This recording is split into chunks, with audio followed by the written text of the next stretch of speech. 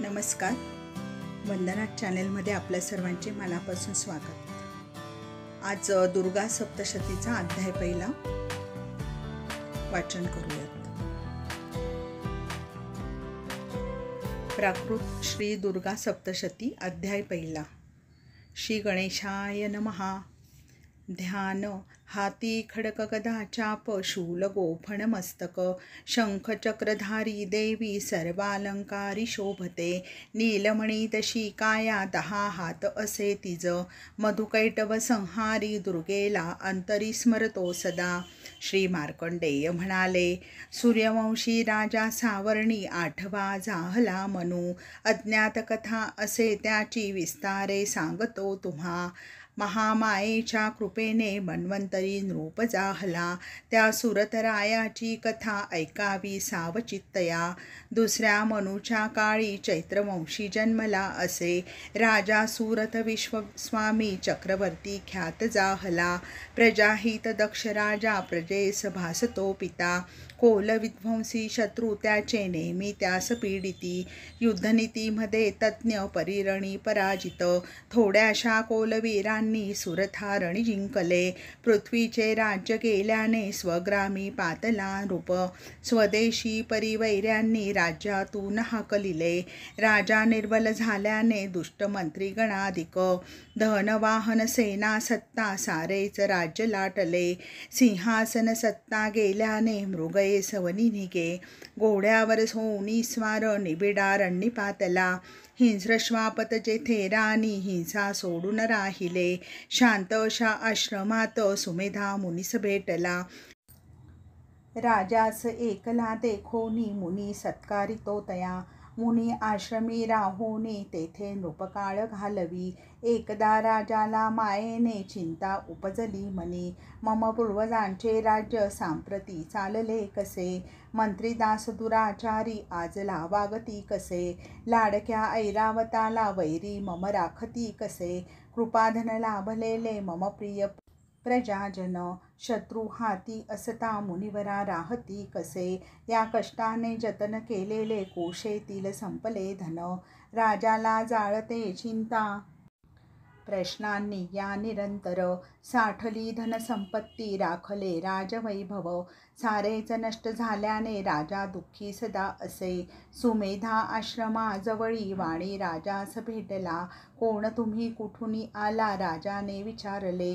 तुम्हा मुखावरी चिंता दुःख ही काय कारणे. स्नेहे रूपाने पुसिता वाणी गदगद जाहला. राजाचा प्रश्न ऐकोनी वाणी उत्तरला तया. आलेली दैव दुर्दशा राजाला सांगू लागला. वैश्य म्हणाला, समाधी नाम मम राजा. वाणी कुळात जन्मलो. कथा माझी कशी सांगू चिंता हीच मनी मज.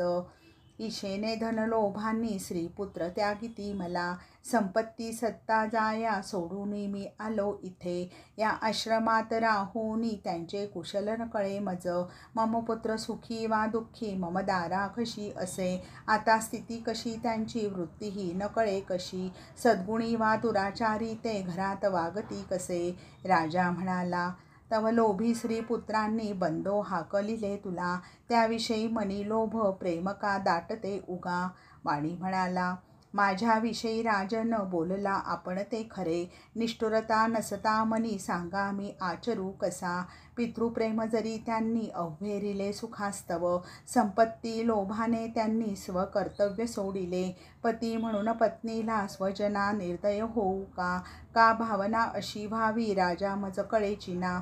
ज्यांच्या मायेत गुंतलो दुर्गुणी बंधूही तसे. दुजाभाव दरी त्यांचा त्यांना मी सोडू हो कसा. मम मनीच्या प्रेमाला येतना क्रोधही कधी. जुरे मनी त्यांच्यासाठी कळेना हे कसे घडे.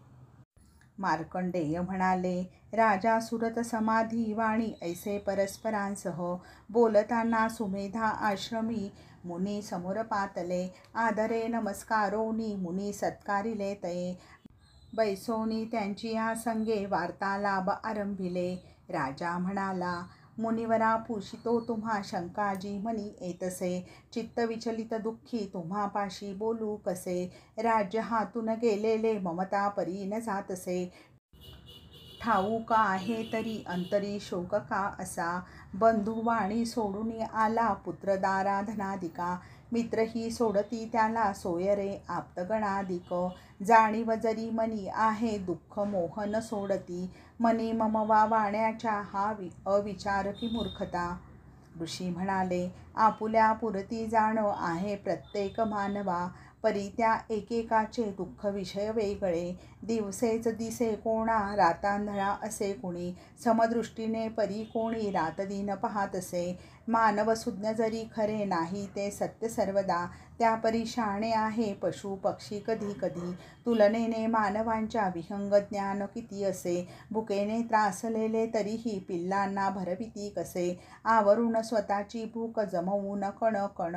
पक्षिणी वत्सलतेने पिलांना भरवितेच ना. सुज्ञ असून मोहाने लोभी मानव वागतो. अभिलाषे अंध होऊन पुत्रांना वागवीतसे. संसार करण्यासाठी माया मोहात गुंततो. मोहलाभ प्रभावांनी स्थिर त्याची स्थिती नसे.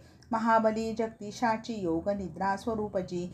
स्वबळे चतुरांनाही लक्ष्मी भुलविते सदा. बळ ओढून खेचून मोह गर्तेत टाकिते. या जगाचा आरंभ जाहला तिच्यामुळे. देवी संतोषते तेव्हा भक्तांना अभय देतसे.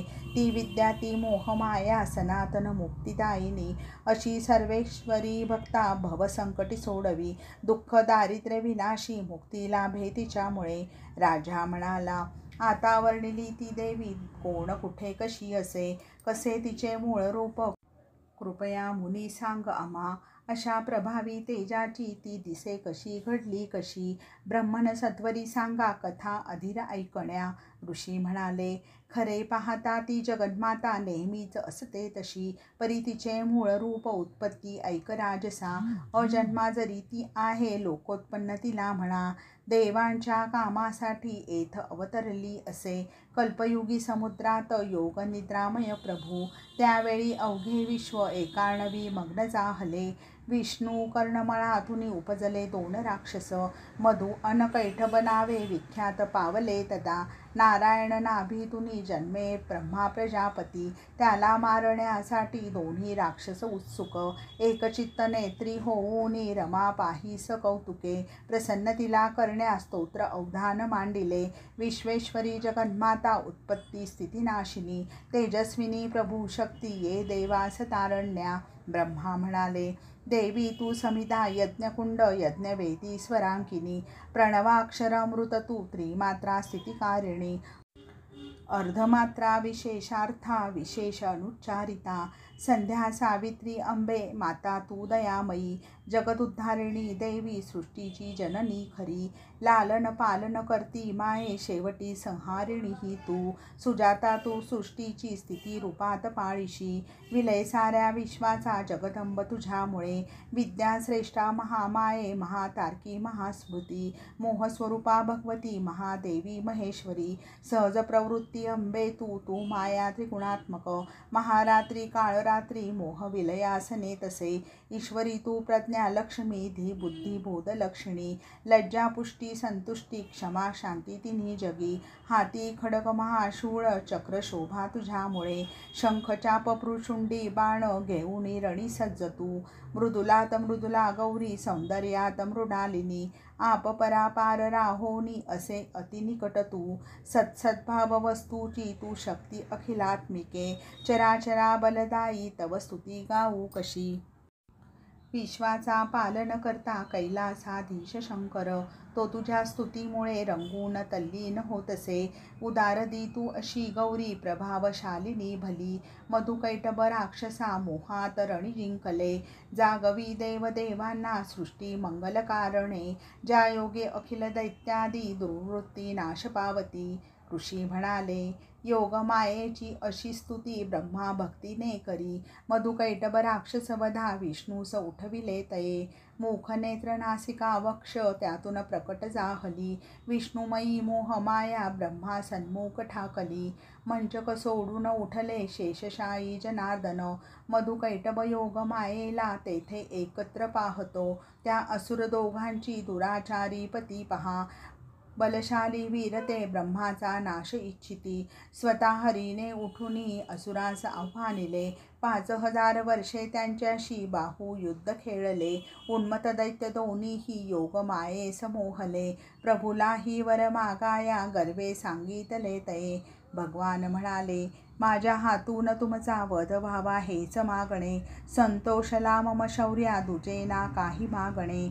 ऋषी म्हणाले, फसवणूक अशी होता जग जलमय जाहले. दैत्य म्हणे, निर्जल जागी आम्ही मरण वांछितो. तथास्तु म्हणा नारायणे चक्र सज्ज करून या.